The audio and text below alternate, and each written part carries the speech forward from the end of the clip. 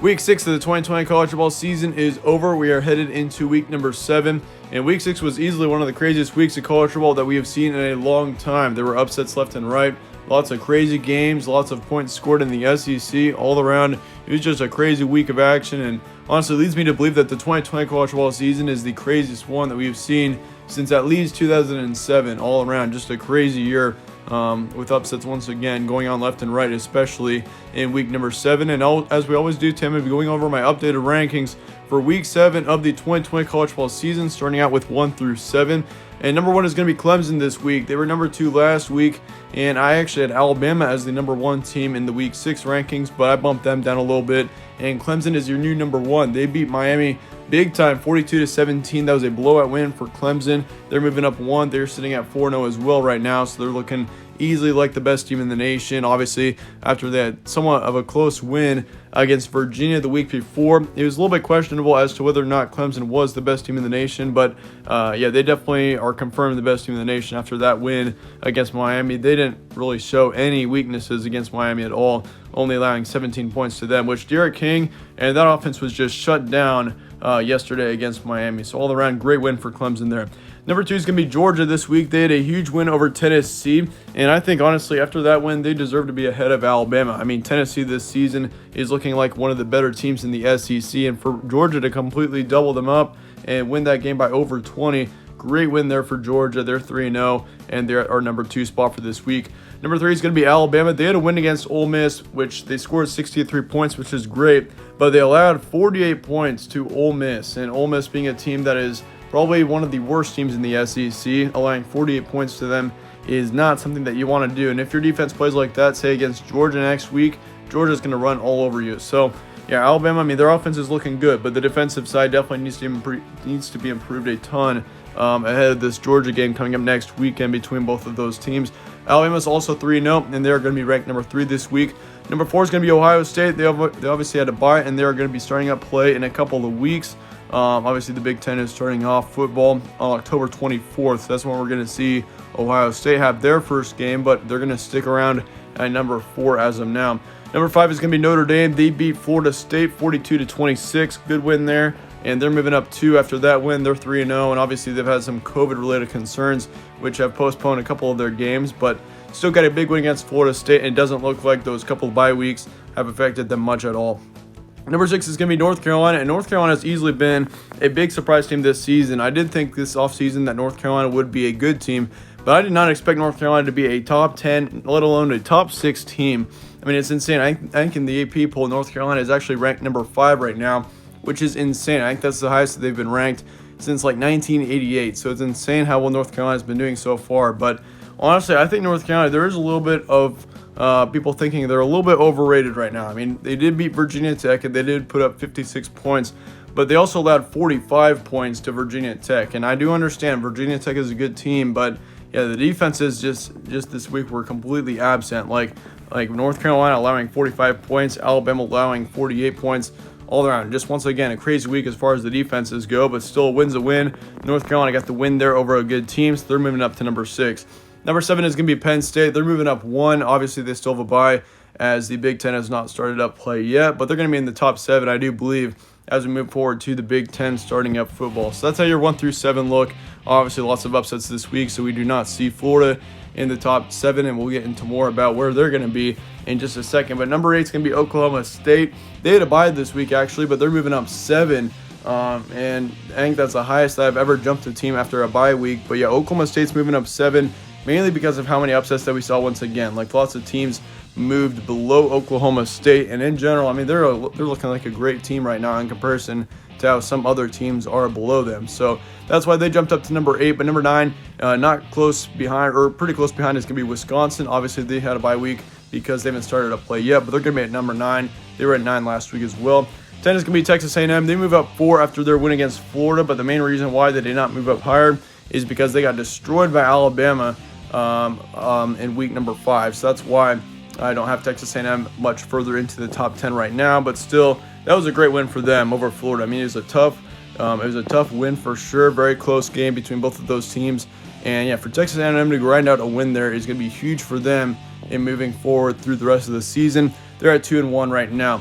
Florida's number 11. They lost to Texas A&M 38-41, kind of vice versa there. They went down 6 going into this week, and they're 2-1 as well. Florida, I did not bump them down very far because I know Florida's a good team. Like, that was a very close game against Texas A&M, and all around Florida definitely. There were just a couple of minor mistakes there that ended up costing them in the game in the end. And once again, it was a close game, so I don't really see that there's much of a reason to drop them much below number 11 right now for this week.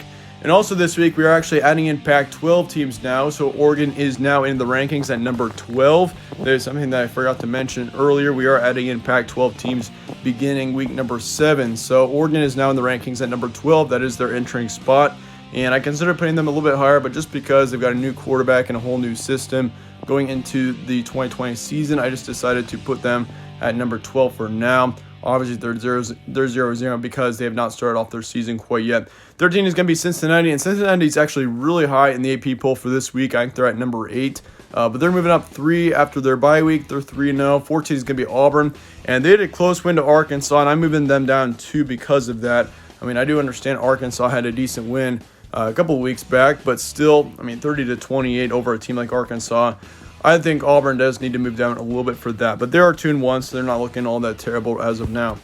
Looking at your 15 through 21, Miami's going to fall at number 15 after their blowout loss to Clemson. Obviously, they lost that game by 25 with a final score of 42-17, and that just kind of shows what level Miami's at right now. Obviously, losing to Clemson by that much, it just does not look like they're going to be much of a national contender this season. I do think Miami's going to have a good year, but for them to lose to Clemson like that, it just kind of shows the level of the playing field that they're playing at right now. And so I think Miami, they're definitely going to need to play really well for the rest of the season if they think that they're going to make it to the playoff. But in the end, that was still a pretty tough loss. I'm moving them down 9 to number 15 for this week. 16 is going to be BYU. They had a win against UTSA 27-20 last week. And BYU is a team that I think, they've got a lot of potential right now. And I think, if they were to beat UTSA by a good touchdown or 2 more, I'd probably put them up in the top 13 or so right now. But BYU still is going to sit at 16 after their win there. 17 is going to be Tennessee. And obviously, if you guys were in my College Game Day Live show that I had before the game started on Saturday morning, you'd see that I thought Tennessee, if there were to be an upset in week number 6, I thought it was going to be Tennessee over Georgia because of how Tennessee is playing and considering the momentum that if you compare both those teams, like Tennessee had more momentum heading into that game against Georgia, but still, it looks like that could have been a reality when Tennessee got a touchdown in the first minute of the game, but Georgia got the win in the end. They pulled away in the second half and won that one 44-21, but still, I think Tennessee's got a lot of potential to possibly finish 3rd in that SEC East division. Tennessee in general is looking really good right now, and I think they've got a lot of talent, and it was just a bad second half for them. That's the main reason why they lost that one in the end. But the first half was a very close half. We saw both those teams go back and forth quite a bit. So, if Tennessee can just play the way that they did in the first half against Georgia for the rest of the season, it could be a good finish to the season for Tennessee, but they're falling to number 17 right now with a 2-1 record. 18 is going to be Iowa State after their win against Texas Tech, 31-15. They got the win there, and they're moving up 6. I actually have them moving up quite a bit for week number 7. They're at 3-1. Minnesota and Michigan are going to sit there at 19-20 once again. Once again, they start up action in a couple of weeks from now, so we'll be able to see really how good Minnesota and Michigan are. 21 is going to be SMU. They had a bye week, and they're 4-0, so they're looking pretty good as well, but I did not want to move them up ahead of Michigan and Minnesota quite yet because we didn't get to see them play this week. As for your 22 through 25, Kansas State's going to fall at 22 after their win against TCU. 21-14 was the win there, and that was a good win for Kansas State. TCU having an upset over Texas the week before that.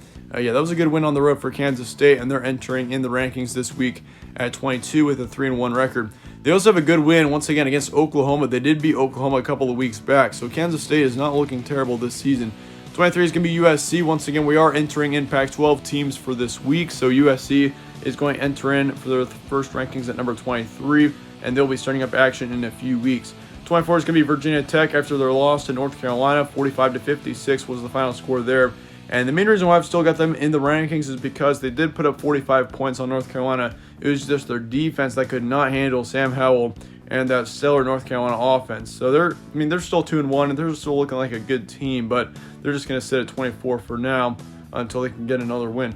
25 is going to be NC State. They beat Virginia on the road 38-21 yesterday. Good win for them. And they're actually at 3-1, so NC State is sneakily actually a pretty good team this season, and they're entering my rankings at 25 for this week. Your first 5 out are going to be Iowa at 26, Oklahoma at 27, UCF at 28, Louisiana at 29, and Utah at 30. And some of you guys may ask why I don't have Louisiana in my top 25.